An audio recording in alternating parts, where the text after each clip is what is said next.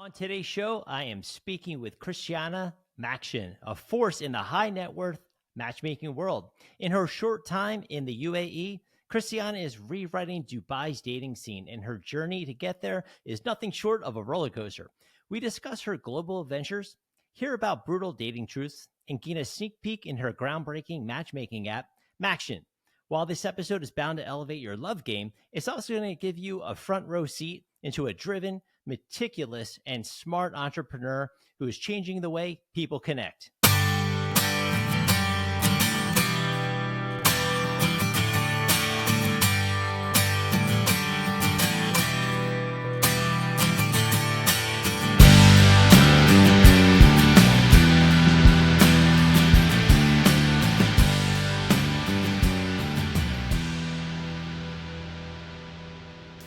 Okay, Christiana, thank you so much for taking the time out of your morning to join me on the podcast today. Hello, how are you, Joe? I'm doing well. Thank you so much again. I know you're busy. You have a lot going on. I'm excited to dive in. I think your story is really cool. We connected on LinkedIn. We have a mutual friend. My friend moved out to Dubai, Rachel, and you guys are connecting. That's how I found you. And it was pretty cool because I don't know much about the world you're in, especially you deal a lot in high net worth and ultra high net worth matchmaking, but you had a very interesting background and beginning. And I always like to start there on the podcast. So basically you started out your upbringing in Westchester County, right? New York. Mm-hmm. Yeah. Now you spent your teen weekend sort of wreaking havoc in Manhattan, it sounds like quite an adventure, right? But how did these sort of experiences in New York City shape your perspective on relationships and dating? You know what? It's so funny because I also entered the matchmaking space, I feel, quote unquote, later in life. I feel like I've lived like 8 different lives. I've had like 4 different careers before I entered matchmaking, but I've always been a connector of people. So even when I was like younger, I was always connecting people for friendships, for business. I have numerous amounts of friends that like I helped them start their career because I sat them next to somebody at one of my dinner parties. Like I've always been a person who is able to like navigate the scene that way. And I think that probably growing up in New York, which is like a metropolitan city, you have all types of people, purple, green, yellow, brown, and being able to kind of like swim in all circles, I think has really helped me in the career that I've launched and built today. That's cool. Yeah. I mean, New York, I'm from New Jersey, so I went in Manhattan a lot. And, you see just a little bit of everything. It's cool to be immersed in that sort of multicultural or, atmosphere. And you can pick up a lot just from connections of people that you grow up with and see where, their families, their backgrounds. Typically in the Northeast, you grow up with someone, not everyone is the same. There's always sort of a, your parents might be from there, your mom, your dad. And speaking of your parents, which is like leading into my next thought, was they were high school sweethearts, right? And Yeah. your website says they've been together for almost 4 decades, which is amazing, right? For most of the people I knew grew up, like all my friends' parents and growing up were all like divorced and or at least separated, right? But like your dad, like even worked with you today, right? To this in your business, right? So like, are there like some lessons you learned from that sort of fairy tale that maybe also shaped your outlook on love and just the business you're in now? Definitely. So my parents met when they were 14 and 16. So my mother grew up in Manhattan. My father grew up in the Bronx. They went to rival high schools actually, and they ended up together. And I think that the relationship that my parents have has always like inspired me because they just truly like from their core love one another, and not just that, they are a team and they help each other build. They built multiple businesses together. And the fact that my father has moved from New York to Dubai now to help me build my business is just a testament to that. And gosh, everything that our whole family has done together to create success. So to have him here, like, it's funny because my mom was like a little jealous. She's like, oh my gosh, you stole him from me. And I'm like, well, we told you to come here too. So she'll be on her way soon. We know it. We know she just has to tie up a few things at home. But for them and to see that love story play out, like as a child, like I see what they have, and I know that in my life and what I want to create for my future family is having that team that they've built, and not just team amongst them as partners, but team amongst us as a family.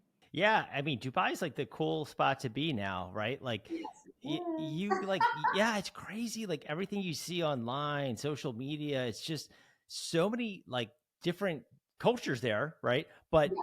everyone seems to be doing well, and in a way, I know there's obviously, I'm sure, an underclass like any city, but for the most part, it seems like Dubai is just a booming, thriving area to just, people to go and just immerse themselves in, and everyone's kind of welcome. And, it's just seems to be like the it place right now.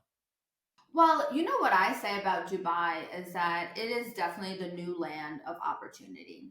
What I see here, because this country is literally, I think it's 54 years old, and it kind of has that advantage, right? People say like hindsight is 2020. So they've kind of been able to look at what has been created in this world, and I call it the EST city. EST in terms of we have everything that's the tallest, the biggest, the baddest, the widest. Like we're always breaking another Guinness World Record. But it's because you have that hindsight and you see what has worked in other nations and what will work here. And another great part about living in a country that is young and is so innovative in every sense and wanting to be the best and the greatest is that you really have an opportunity to take something that is maybe saturated in other markets, bring it here and make it go boom. And that's Mm. exactly what happened with my matchmaking agency. I didn't really go to like matchmaking school or anything like that. Like I mentioned before, I've always been a connector of people, and living in this region now for over 7 years, I kind of just thought in my own brain, I said, what will work in this region to help people actually find partners, create connection? And what I did was I ended up marrying compatibility and concierge. And that is what really, like, the high demand and success of the business was something that I didn't expect, especially so quickly. But it really proved to me that people were searching for an alternative as to what is currently on the market. Yeah, oh, absolutely. And speaking, well, backing up a little bit, right? Like you yourself had a sort of a whirlwind romance and back in New York City, kind of globetrotted, adventures. The both of you settled down in the UAE. Now, on your site, you humorously refer to it as a place where relationships used to go to die, right? Yeah. But, fate would have it, right? You both had a breakup after you kind of settled in and you were like kind of left on your own. Like for some people, that might be like a challenging experience, but for you, it seemed like that sort of maybe that helped to shape your resilience. If so, how? Mm-hmm. So I have met the guy who I actually moved here with, because I grew up in New York my entire life. My entire family lives within 5 miles of each other. Wow. Like I never thought I would ever leave New York, because I mean, if you are from New York, anything and everything you want is literally at your doorstep. So when I was in this relationship and then he was living in Abu Dhabi, he asked me to move there. I kind of at first was like, what? Where is this place? Because also I feel like as Americans, you don't even know geography that well. You're like, Sure. what? The Middle East? But during the year when we were doing long distance and I did end up coming here, I was like, oh, wow, like the UAE is actually really cool and you can have anything and everything that you want here. And it kind of like softened that blow of like moving halfway around the world. When I moved here, yes, there is this stigma that relationships come here to die. And our relationship didn't last very long. And it was like a really traumatic breakup in how it happened, but I wouldn't change it, because I always say that every left turn, right turn, U turn in your life leads you to your destination. And I remember when we split, my parents were actually in town when it happened. He broke up with my parents for me. It was weird. Like this whole weirdo thing happened. But what I will say is this: my parents immediately were like, move back to New York. And I was like, wait, but I'm here on an employment contract, 2-year contract. Like, I can't break it. My parents were like, you can break any contract you want, just leave. And I don't know, there was something in me. And a big part of it was that I used to work in education. And what I saw here versus maybe education in the States was that people here get promoted based on merit rather than on longevity. So, for example, I reached, gosh, I was a teacher trainer, a published author, a leader in the school by the age of 28 years old. That would have taken me till I was 48 years old to achieve the position that I had if I was back in New York. So I kind of told my parents at that time, I said, no, I really see myself progressing here in a much quicker way than I would if I were to move back. So I made the decision to stay. With that, like that breakup and all of that, it kind of, I always say like it fueled me. It fueled me to achieve more because the man that I was with was like super successful. And I kind of felt like he didn't think that I could do anything on my own. So it kind of fueled me to be in this position. Like at first it was to achieve an education, and now it is having my own businesses and then now building an app. And it's kind of funny because one of my exes, who was then his best friend, Oh, no. connected with me on LinkedIn literally just yesterday. And I know he was looking at my profile like, what has she accomplished in the past how many years? What? That's crazy. So I don't know. I kind of like having that in my back pocket a bit. No. Yeah, no, I mean, you did yeah, I saw you were a straight A student in high school. You mentioned, Yeah. well, you were a teacher at a charter school in the South Bronx. Yeah. You know, you mentioned that being a school leader in the UAE, published author, age 28, which is amazing. You also, around this time, built a large following on Instagram and chronicling sort of your dating life and, Yeah. you know, revealing the brutal truths about dating in Dubai. But evidently, I see your school employers weren't necessarily happy and they let you go No. because of this account, right? So, Yeah. sort of maybe when you pivoted to this, you know, starting your own agency, were there any like emotions that you experienced and maybe did you at first felt maybe, oh, it's a setback, but turned into like this sort of breakthrough for your career and everything you have ahead? Definitely, like breakthrough, I think is like the perfect word. Like I had an account called Dating in Dubai, and I was documenting my experience dating here as a Western expat. And in all honesty, I think it's the best place to date in the world. So I was like talking about this, and like when you date from a standpoint of having very high standards but like zero expectation, you have the best time in the world because you're not thinking that every person you go on a date with is going to be your husband or wife. You're like, oh, I just get to meet new people, I get to explore things. And because Dubai is a place where you can date the entire map, there's like over 200 nationalities represented here. Like, why wouldn't you take advantage of that? Especially if you came from like a more homogeneous town. I mean, not in New York, but you know what I mean. Sure. What I really appreciated about being here in Dubai is that, yeah, I mean, I loved it. But what I learned from it was that people hated dating in Dubai. And with that, like, I'm a person, I've always been a solution seeker. So I decided to solve dating in Dubai. But the catalyst to that was that the school that I was a leader in caught wind of the account and basically was like, fired me in 24 hours. They said that this didn't match the ethos of their school and their policies, and they asked me to leave. And I remember in that moment being like, my whole identity was an educator and building my way up, creating this kind of reputation for myself. And I thought, I was like, gosh, the success that I create in this building, like anything that I do outside this building should have no bearings on that. But like I mentioned, every right turn, left turn, U-turn brings you to your destination. I literally just sat down and I said, okay, there's a problem here. Dating in Dubai, how do I solve it? And I literally just opened up my agency and I said, this is what I'm going to do. At first, I think it was a test because I had my first client and I was like, oh my gosh, this is amazing. And it was like the most money I ever made in my entire life, you know, and versus like what I had made in education. And I remember those, like month one was great. Month two was zero. And I remember sitting there and being like, oh my goodness. I was like, how am I going to do this? And I remember asking my parents for money. I was like, I just need $5,000. I was like, please, it'll just get me over the hump. And they told me no. They said, you made the decision.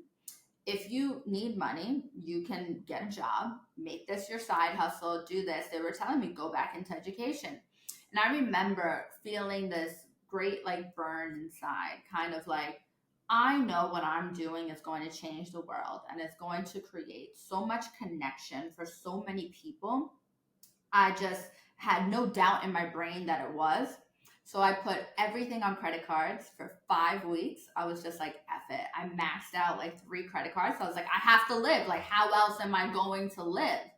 And I think like God, the universe, angels, like they reward you when you are persistent and they kind of give you a test. They're like, hey, do you really want this? Show me you really want it.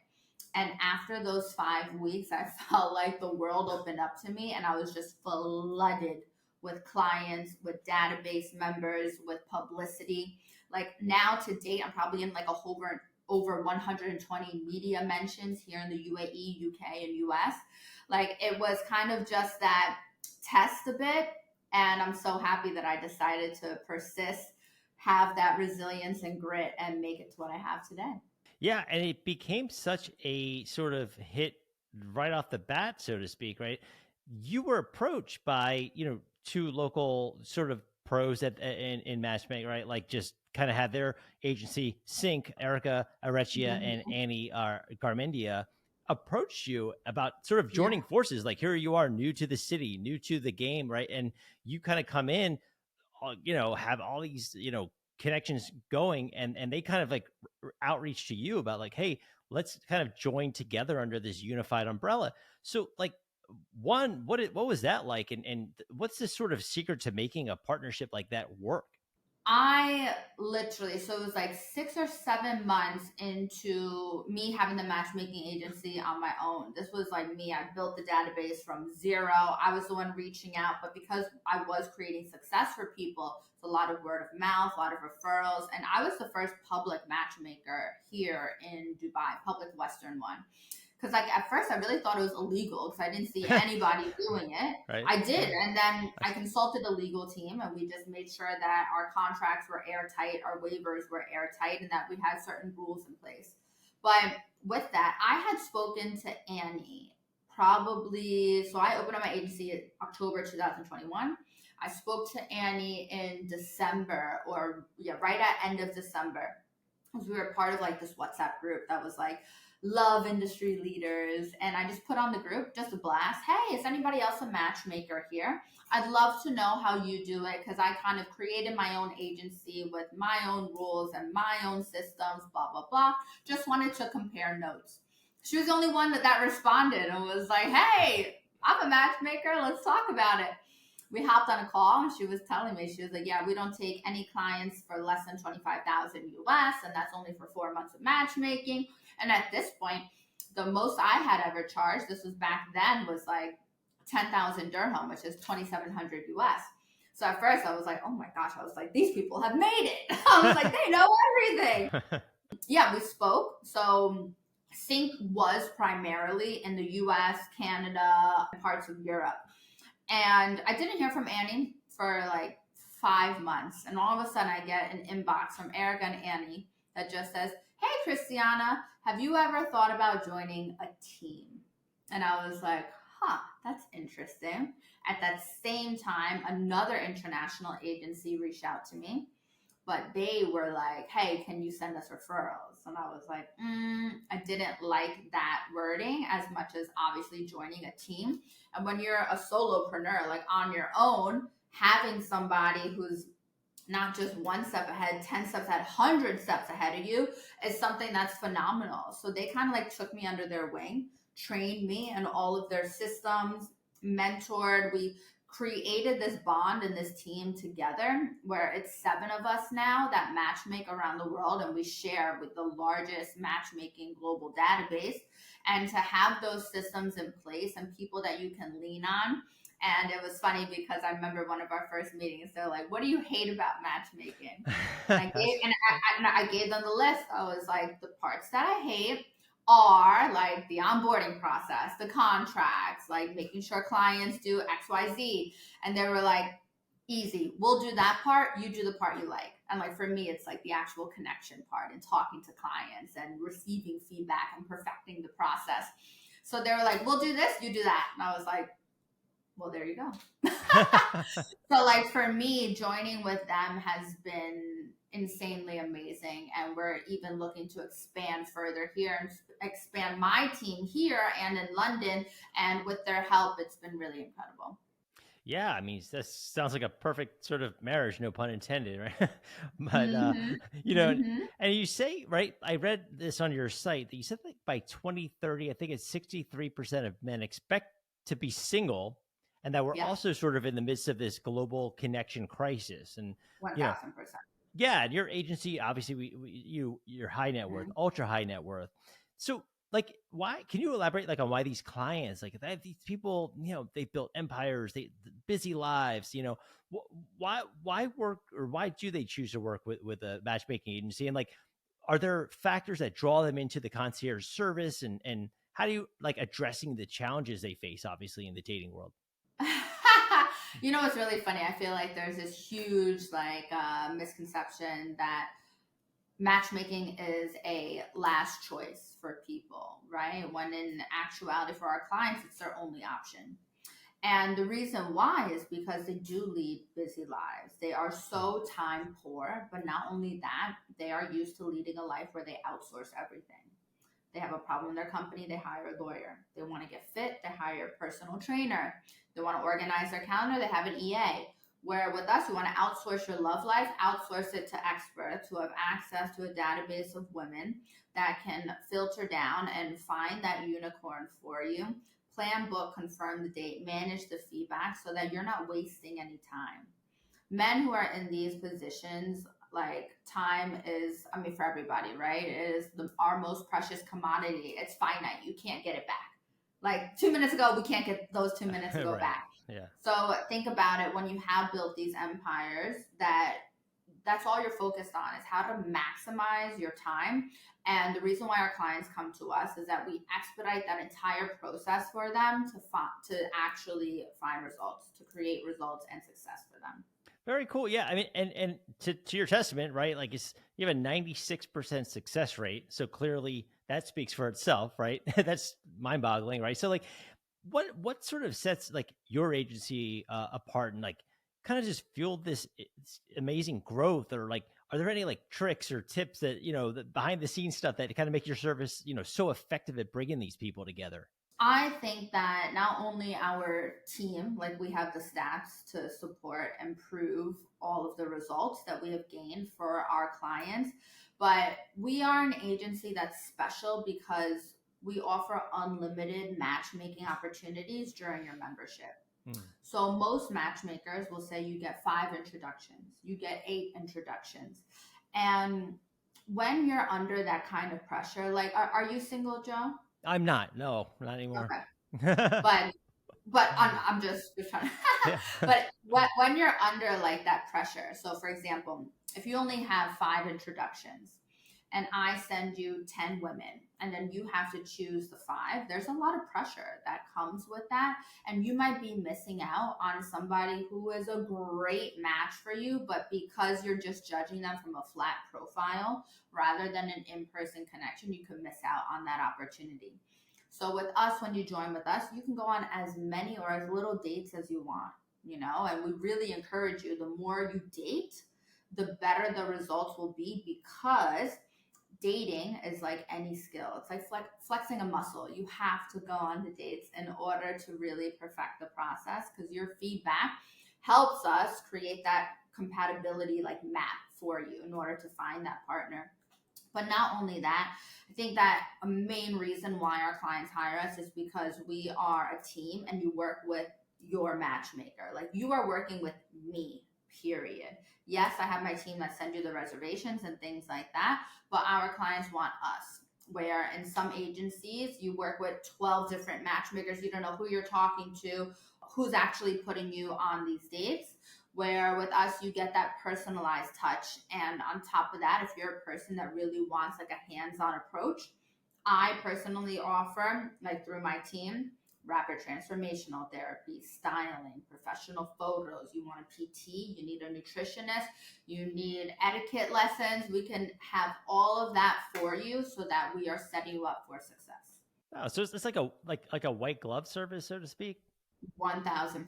Mm-hmm. And that's amazing, right? Because that's sort of what, a lot of these people that they're used to, hey, someone take care of these things, but taking Yes. care of it on a very high level. It's not just like, hey, we're going to send you to, these little learn how to do this. I mean, you're actually really taking the time to study these people's, personalities and their specific needs versus just trying to do a one size fits all, I guess is what I'm trying to say.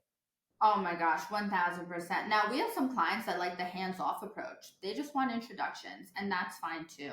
Now, it's interesting because each of our clients has a different level of success that they want to achieve with us. Some of them are looking for a marriage, and some of them are post divorce, like freshly out of divorce. Maybe they were married when they were 20 years old and they've never dated in the 2020s. So they're like, what do I do? I don't want to go on an app. So help me. So Right. it's fun when you get to work with each of these clients and help them achieve whatever success that they're looking for. Yeah, and you personally, like you've journeyed through a lot of, the UK, Italy. You've actually lived obviously in the US, you've lived in the UAE. Like these like vastly, different cultural and geographical experiences, like how did they influence your approach to matchmaking and like sort of unique perspectives you gained from these global adventures you bring to the table? I think that living in the UAE has really helped open my mind and be so accepting of so many different people from all around the world, but all different like levels as well. And being here has made me just more in tune with different cultures. And having that experience living in this international city, international country has made it easier for me to relate to our clients and being like in the scene, like the single scene, and understanding how things operate in this region really helps me add to that expertise and help our clients. Gotcha. Yeah. And speaking of like, going a step further, your background, right? You're Puerto Rican, you're Filipino, you're Turkish, right? And you Yeah. mentioned Dubai has, over 200 nationalities represented. Mhm. Like, has that been your background? Has that been like an asset in matchmaking? You know, it's funny. All of my clients hit on me. No, I'm kidding. Oh, I bet, right? I'm kidding. I'm kidding. Well, sometimes it happens, but I think that having like an international look, but just the experience of being here, that's what our clients are drawn to. And, they see me on the covers of magazines, they hear me on the radio, and they see our stats and they're like, I want to work with her. And I think that that's important too, especially being the first one here, people, and seeing like the clients that I work with, they know that, okay, this is an elite service for a certain sect of people, and I know I'm going to find results. Yeah, and like you said, 96% is pretty pretty high, Yeah. But like so, like in a few weeks, you're going to unveil Matchin, right? It's sort of a groundbreaking Yes. matchmaking concierge app, right? And the Yeah. slogan says, "quote Outsource your love life, elevate your connections." End quote. Can you like shed some light on the meaning behind the slogan and what users can expect to experience that kind of sets that apart and takes dating to the next level? Yeah. So all of the success that I found with my core business of matchmaking high net worth, ultra high net worth men, Mhm. what I really found and realized was I'm creating connection, but only for a certain group of people. It's a very high touch, hands on process. We only take on a certain number of clients per quarter because we want to keep that personalized experience for each client. And I had a client last year, 2022, and he said to me, he's living in Germany with his soon to be wife, family, all of that because of me. Oh, that's cool. And yeah, and he said to me, he was like, what you are doing is magic. He's like, you need to digitize this. So I Oh. thought last year, and I was like, how do I do this? How do I do this? How do I do this? And that's when I decided to start building my app, Maxion, which basically brings my services as a high net worth, ultra high net worth matchmaker more to a wider audience so that we can create more and more connection. We're launching here in Dubai. And what really sets us apart I mean, the only thing that we're comparable to on the market right now are dating apps.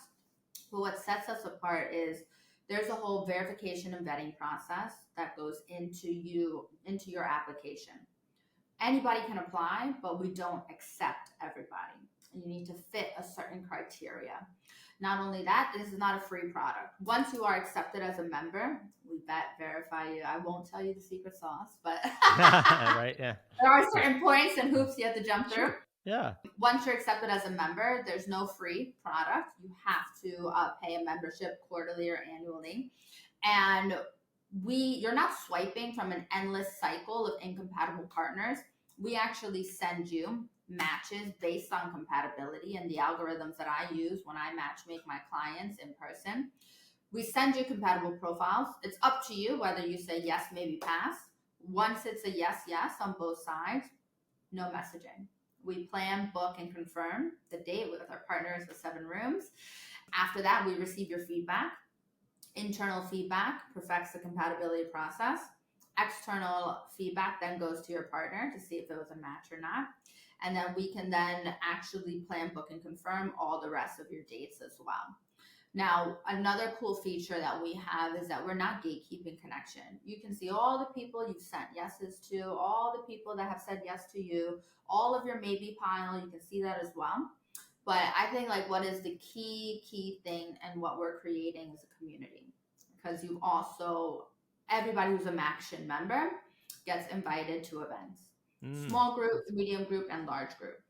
Now, not everybody thrives on a one-to-one setting. It's hard to sometimes just go on a date and meet somebody one-on-one. So why not maximize your chances and meet people in other settings? Like we'll have different activities that we do, different socials. But another thing that I find, especially in the UAE and in expat dominated cities here, is that most of us move here for a job. And so we don't move here with family, with close friends, with a partner. With that being said, I know by 2030, the UAE wants to double its population. But how do you make people stay? It's not just a salary.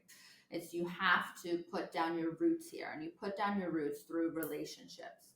So the events are not only there to help facilitate you finding a romantic partner, but also friendships. Because everybody who's on the platform is of a certain caliber, and you can potentially meet your best friend, your business partner. And that's what we hope to create is this, what we're looking to create is this community of people who are excited to meet and kind of create a web of more connection. That's awesome. I mean, just for people who are in there saying like, okay, even if I don't meet anyone at this event, that's maybe a romantic relationship, I can meet maybe like you said, a future business partner. That's like huge. Yeah.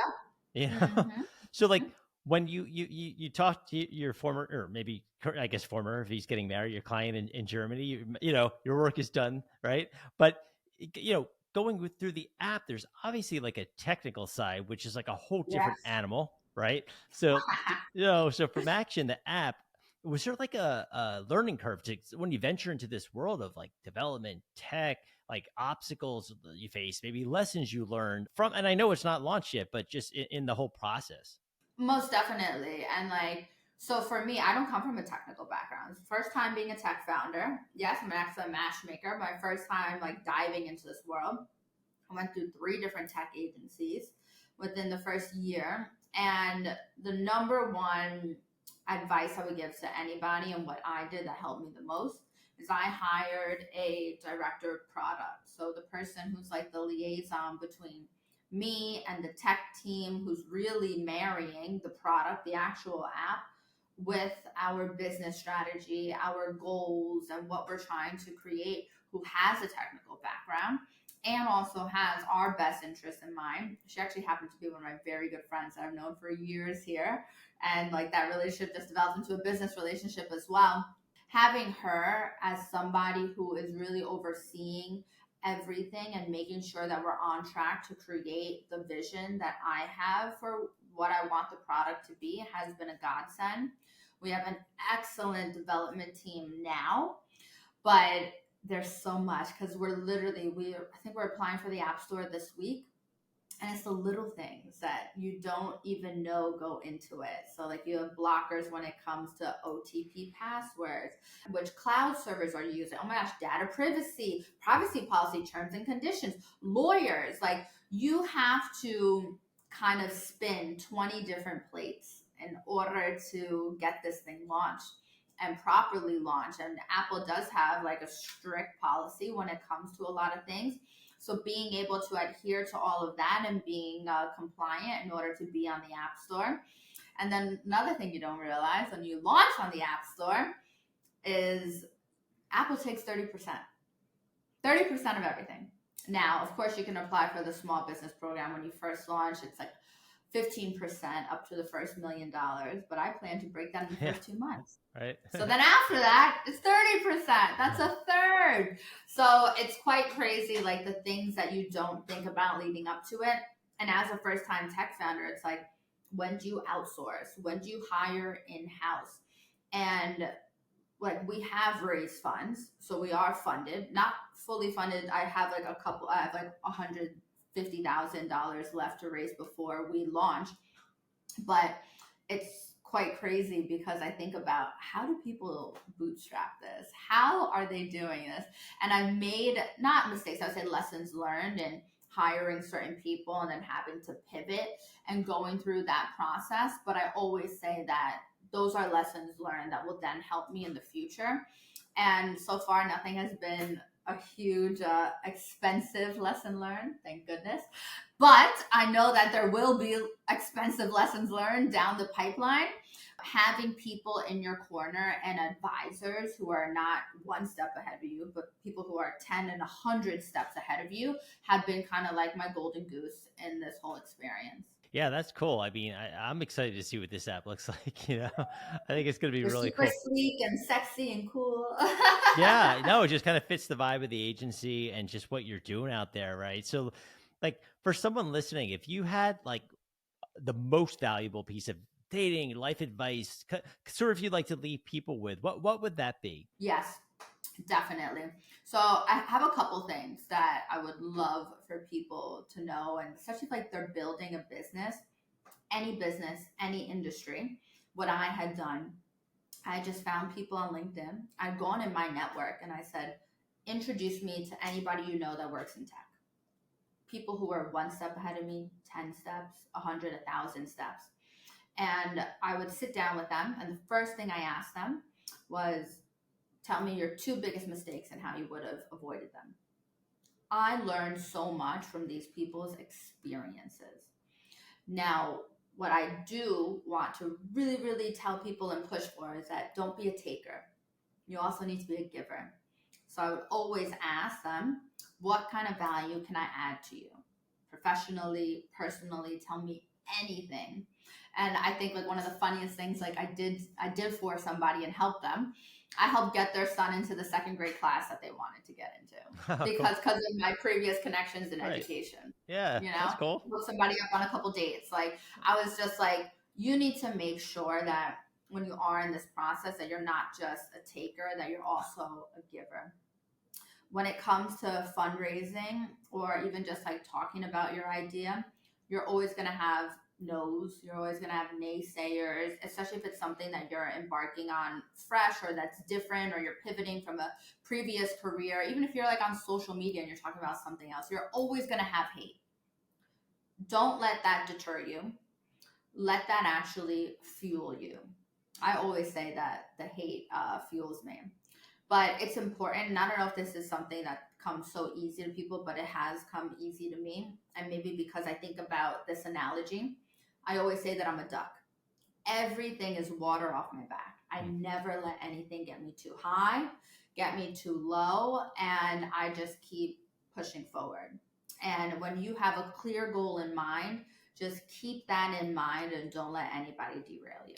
That's great advice. I mean, so if people like listening want to like connect with you, obviously you have your website, you're on Instagram, LinkedIn. What would be the best places to find you? That you're not out there everywhere, but yes, I mean, connect with me. Christiana Maxion, that's Maxion. So I have ChristianaMaxion.com. For the app, it's themaxion.com. Find me on LinkedIn. I'm on socials. yeah, get in touch whether you're looking for love or yeah, just want to learn more about business, especially on LinkedIn. I share so many tips about the journey that I've gone through as a first time tech founder that I hope those golden nuggets help other people. It's honestly, that's how I found you. And I think you have a great just presence on there. And I think that, there's a lot for people to learn, whether they're looking for love or, like you said, looking for just tips and advice on running a business, starting, learning. You have just a lot of great, just, tidbits and just advice for I people hope that I think is worth it. so. And I hope your dad is enjoying it. I see he's playing golf out there. He loves it. He loves it. He's playing his golf. I saw, it's just cool. But yeah, thank you so much for taking the time Thank today. you, And Joe. the app is, Maxion's coming out soon, and good luck with all of that. Again, I appreciate you taking time out of your morning. I know you're very busy, and we will certainly be in touch. And you've kind of taken Dubai by storm, and I want to keep watching and cheering you on from afar. Woo! Thank you so much for having me, Joe. I really appreciate it. Okay, thanks, Christiana.